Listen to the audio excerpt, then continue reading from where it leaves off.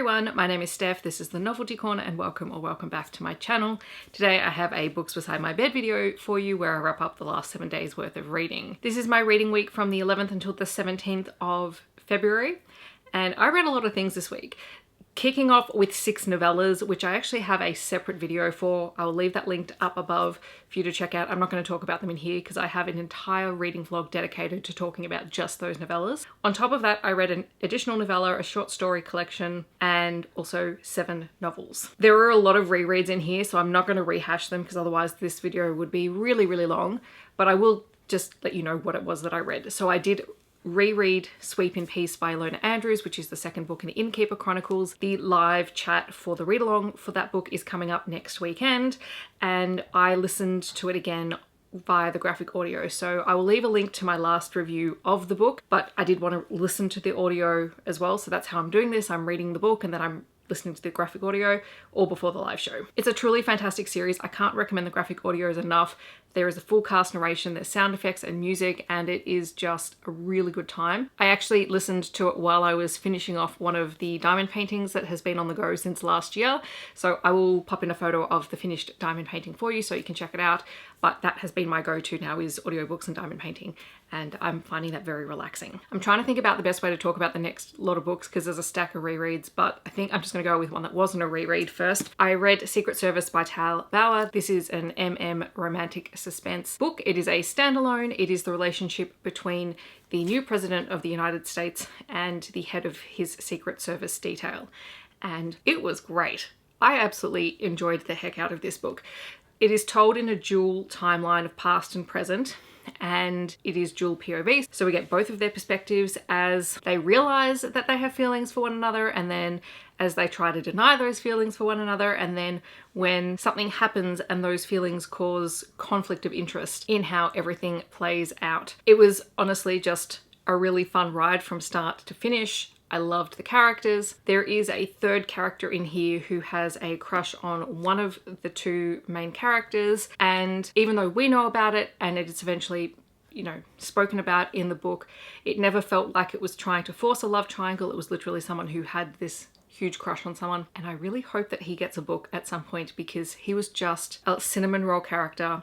I loved him a lot, and I would love to see his story of him finding an HEA because I loved him that much. If you are a romantic suspense fan, definitely pick this up. I keep thinking to myself, I don't really care about reading stories about the President of the United States, but I keep picking them up and I keep enjoying them. So I've just got to stop telling myself that I don't enjoy things without actually thinking through that statement. Hi guys, Editing Steph here. The one thing that I forgot to mention about this particular book, sorry for the terrible quality, I'm just filming this on the webcam because I can't be bothered finding another camera, is that this book does deal with Russia invading Ukraine. And it was in the author's notes that this was written prior to current events, but the book obviously came out around the time that this was happening in the real world. So do be aware of that going into it. Like it's mentioned, and that's sort of something that's happening in the background, but it's not at the forefront of the plot.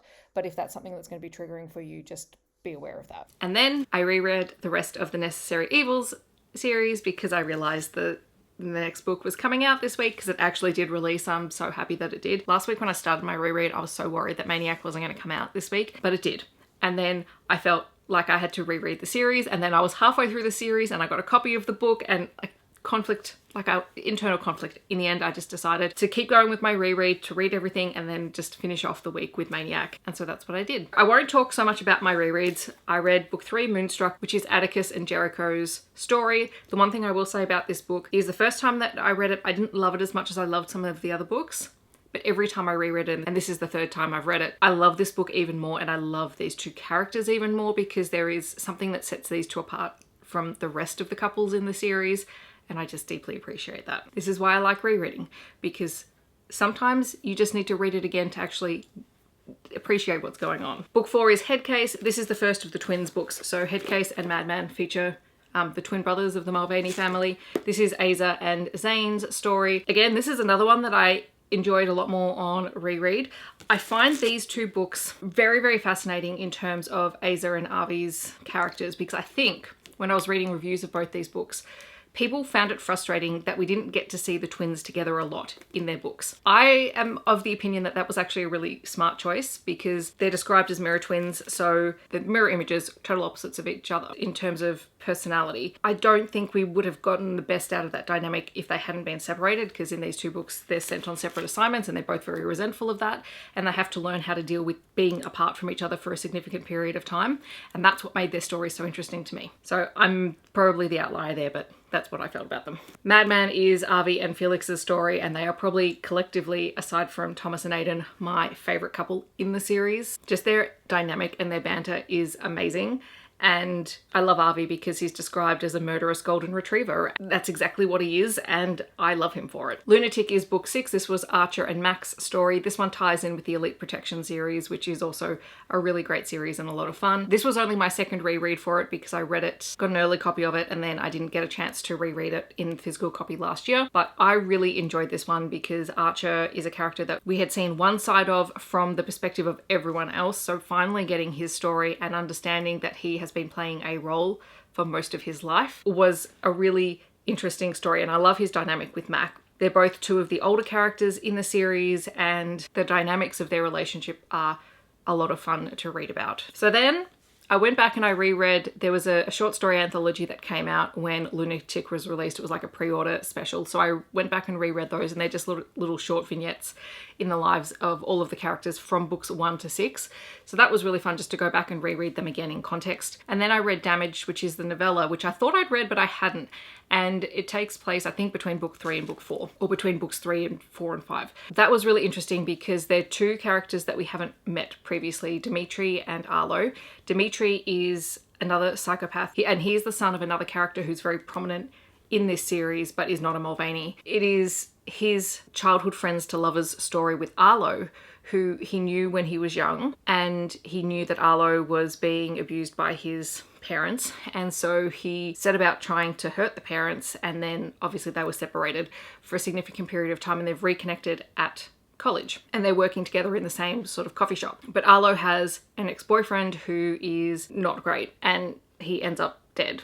And Dimitri and Arlo have to cover it up, and they have to enlist the help of the Mulvaneys in order to do it successfully. So that was a really fun little short story. I think it was only like 124 pages long. And we do get to see Dimitri and Arlo in one of the other books. It might be Headcase. I think it's Headcase. And if it's not Headcase, it's Madman. So it was nice to finally have that context because I swear I had read it. I had told myself in my head that I had read it, and I clearly had not. And then finally I read Maniac, which is the final book in the series, and we've been hanging out for this book for so long because it is Thomas and Aidan's book. Thomas is the adopted father of all of the psychopaths within the series. He has raised them and trained them to be functional members of society and also to be vigilantes who can take out the worst of society. Aidan was the last son that he adopted, and we find out why that took place in this book because we've figured out who Aidan's father was, because Aidan was adopted when he was 16, so he was the oldest of all of the kids in terms of when they were adopted, and so they've never really had the same father-son dynamic that everyone else did. And you get the backstory of why that happened and how it came about, and throughout the entire series, we've known there's been this huge tension between Thomas and Aidan, and that Aidan has been in love with Thomas, and that Thomas is obviously in love with Aidan, but of course, because of the circumstances, it's very forbidden and taboo and just hasn't gone anywhere. And at the start of this book, Thomas is being blackmailed with something that happened to his family when he was young, and he feels extreme guilt over it, and the only person he can turn to for help is Aidan. And so they have to figure out their relationship, both past and present. They have to navigate sort of the murky waters that they've ended up in. And then the best part about this book, aside from Thomas and Aidan finally sorting out their relationship, was that it brought everyone that we have met through the series together. Like the entire expanded cast feature in this book, and it's a lot, but it was so worth it because the whole reason I'm deeply invested in this series is because I love all of these characters and I want to see them on page. In terms of wrapping up the story, it wasn't probably as long as I would have liked. It's fairly short compared to some of the other books in the series, I think. I think it's only about 260 something pages long, but the story that it told and the way that it brought everyone back together was just what I wanted. I've been waiting for this book for so long. It would have had to have done something really weird to stuff it up and for me not to enjoy it. The one thing I will say is that this book probably featured the most female characters of the side cast that we've seen in the entire series.